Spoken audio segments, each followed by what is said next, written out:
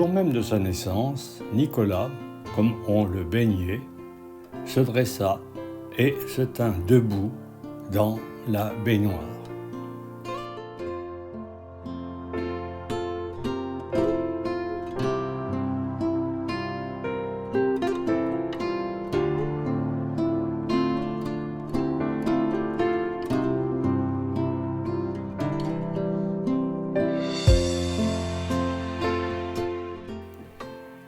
Dans sa jeunesse, évitant les plaisirs lascifs de ses compagnons, il fréquentait les églises et retenait dans sa mémoire tous les passages des Saintes Écritures qu'il y entendait. À la mort de ses parents, devenu très riche, il chercha un moyen d'employer ses richesses, non pour l'éloge des hommes, mais pour la gloire de Dieu.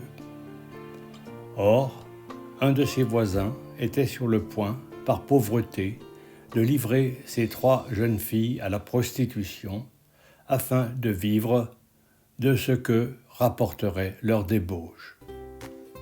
Dès que Nicolas en fut informé, il enveloppa dans un linge une masse d'or, il la jeta la nuit par la fenêtre dans la maison de son voisin, après quoi il s'enfuit sans être vu. Le lendemain, l'homme, en se levant, trouva la masse d'or et s'occupa aussitôt de préparer les noces de l'aînée de ses filles. Quelque temps après, le serviteur de Dieu lui donna de la même façon une nouvelle masse d'or.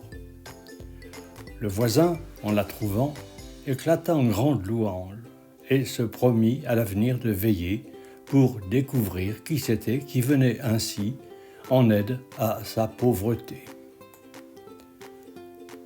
Peu de jours après, une masse d'or était lancée dans sa maison. Il entendit le bruit qu'elle fit en tombant. Il se mit alors à poursuivre Nicolas, qui s'enfuyait. Il courait si fort qu'il finit par rejoindre le jeune homme et put ainsi le reconnaître. Nicolas se refusa à ses remerciements et exigea que jusqu'à sa mort, cet homme garda le secret sur leur service qu'il lui avait rendu.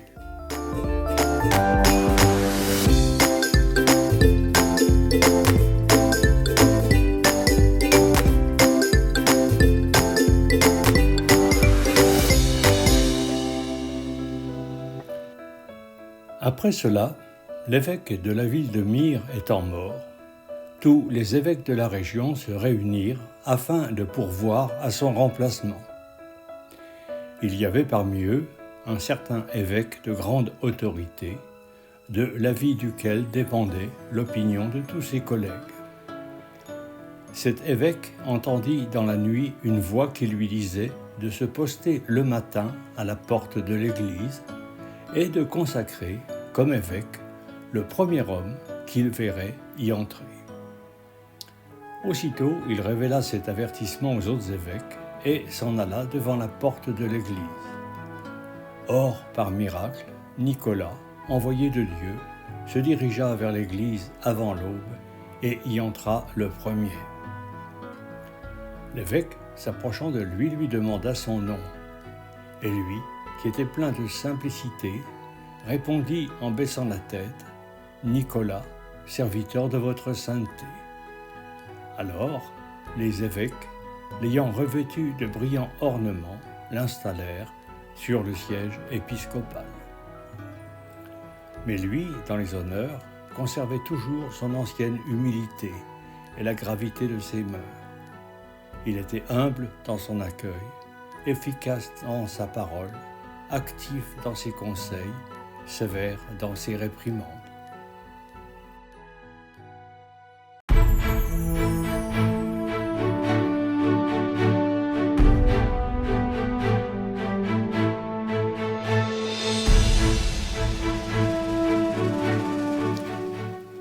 Un jour, des matelots se trouvant en péril sur la mer, prièrent ainsi avec des larmes.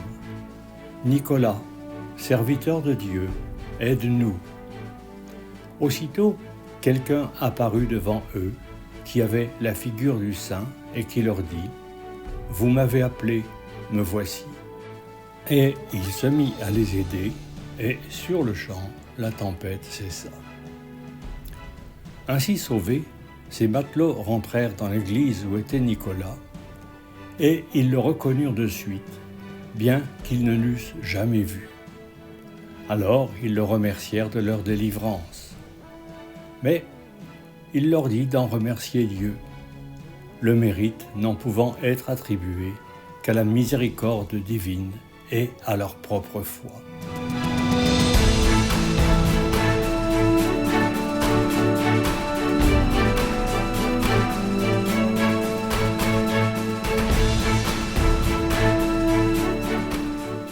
En un certain temps, toute la province du diocèse de Saint-Nicolas fut frappée d'une terrible famine.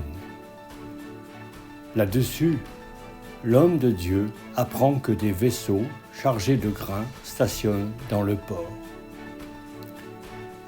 Il s'y rend aussitôt et demande aux gens de l'équipage de venir en aide aux affamés. Mais ils répondent « Père, nous ne l'osons pas, car notre cargaison a été mesurée à Alexandrie et nous devons la livrer tout entière aux greniers impériaux. »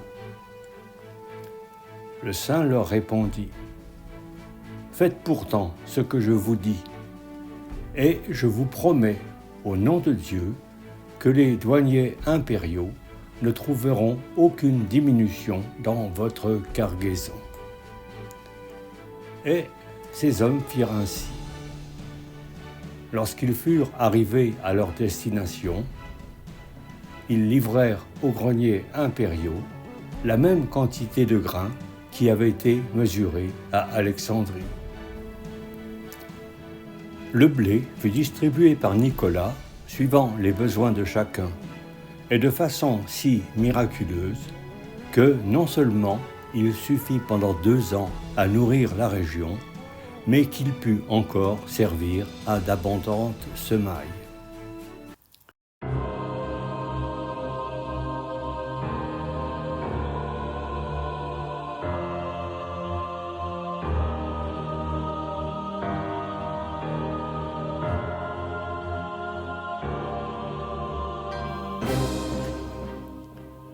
Cette région avait autrefois adoré les idoles, et au temps même de Saint Nicolas, des paysans avaient gardé la coutume de pratiquer certains rites païens sous un arbre consacré à Diane.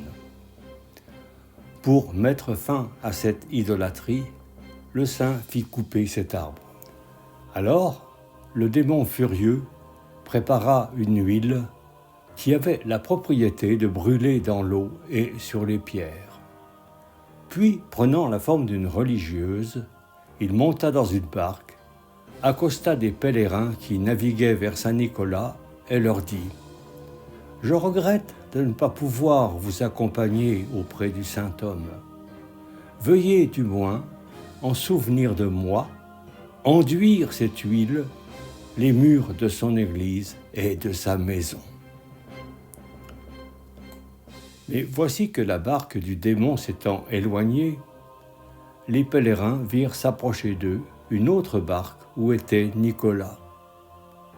Celui-ci leur dit « Cette femme, que vous a-t-elle dit et que vous a-t-elle donné ?» Les pèlerins lui racontèrent ce qui s'était passé. Alors il leur dit « Cette femme n'est pas une religieuse, mais l'impudique Diane elle-même. Et si vous en voulez une preuve, jetez son huile à la mer. » À peine l'eurent-ils jetée qu'elle s'enflamma. Et la seconde barque alors disparut. Mais quand les pèlerins entrèrent dans l'église de Saint-Nicolas, ils reconnurent en lui l'homme qui la montait.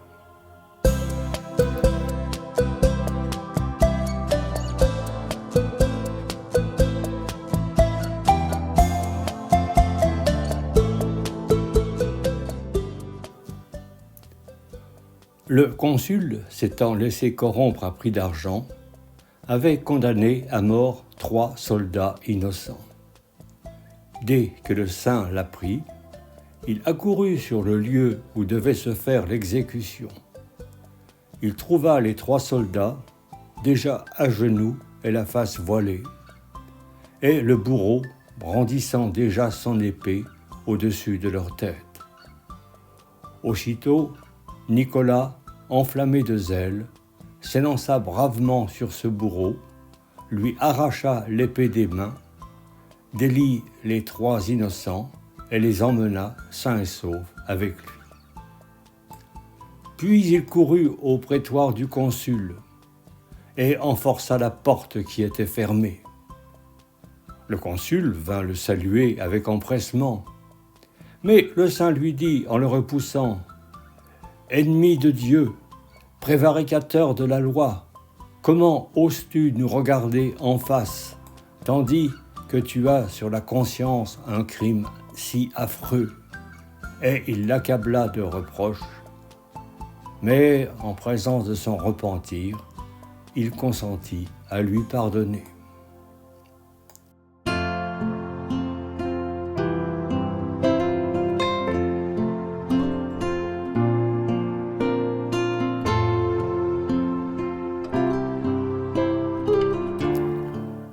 Certaines nations s'étant révoltées contre l'Empire romain, l'empereur envoya contre elles 3 princes. Ceux-ci, arrêtés en chemin par un vent contraire, firent relâche dans un port du diocèse de Saint-Nicolas. Et le saint les invita à dîner chez lui, voulant préserver son peuple de leur rapine. Après quoi, les messagers impériaux, ayant reçu sa bénédiction, poursuivirent leur route et soumirent les révoltés sans effusion de sang. Et ils revinrent alors vers l'empereur, qui leur fit un accueil magnifique.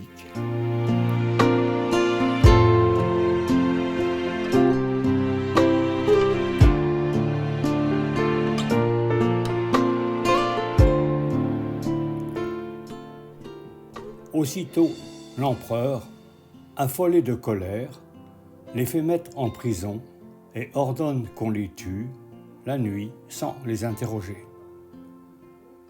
Informés par leur gardien du sort qui les attend, les 3 princes déchirent leurs manteaux et gémissent amèrement. Mais soudain, l'un d'entre eux, se rappelant que le bienheureux Nicolas a naguère sauvé de la mort 3 innocents, exhorte ses compagnons à invoquer son aide.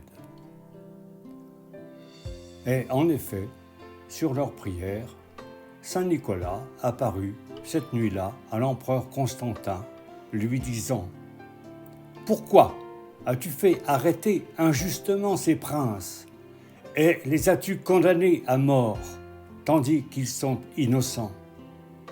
Hâte-toi de te lever et fais-les remettre en liberté au plus vite, sinon je prierai Dieu qu'il te suscite une guerre où tu succomberas et tu seras livré en pâture aux bêtes. » L'empereur répondit : « Qui es-tu, toi qui oses me parler ainsi ?» Elle lui dit : « Je suis Nicolas, évêque de la ville de Myre. » Et le saint se montra de la même façon au préfet, qui l'épouvanta en disant : « Insensé, pourquoi as-tu consenti à la mise à mort de 3 innocents ? Va vite travailler à les faire relâcher, sinon ton corps sera mangé de vers et ta maison aussi détruite. » Et le préfet répondit : « Qui es-tu, toi qui me fais de telles menaces ? » Et lui : « Sache, dit-il, que je suis Nicolas, évêque de la ville de Myre. » L'empereur et le préfet s'éveillant, se firent part l'un à l'autre de leurs songes et s'empressèrent de convoquer les 3 prisonniers. « Êtes-vous sorciers ? leur demanda l'empereur, pour nous tromper par de semblables visions. Ils répondirent qu'ils n'étaient point sorciers et qu'ils étaient innocents du crime qu'on leur reprochait. Alors l'empereur leur dit : « Connaissez-vous un homme appelé Nicolas ? » Et eux, en entendant ce nom, levèrent les mains au ciel et prièrent Saint Nicolas pour que Dieu les sauve du péril où ils se trouvaient. Lorsque l'empereur eut appris d'eux la vie et les miracles du saint, il leur dit : « Allez et remerciez Dieu qui vous a sauvés sur la prière de ce Nicolas, mais rendez-lui compte de ma conduite et portez-lui des présents de ma part, et demandez-lui qu'il ne me fasse plus de menaces, mais qu'il prie pour Dieu, pour moi et pour mon empire. »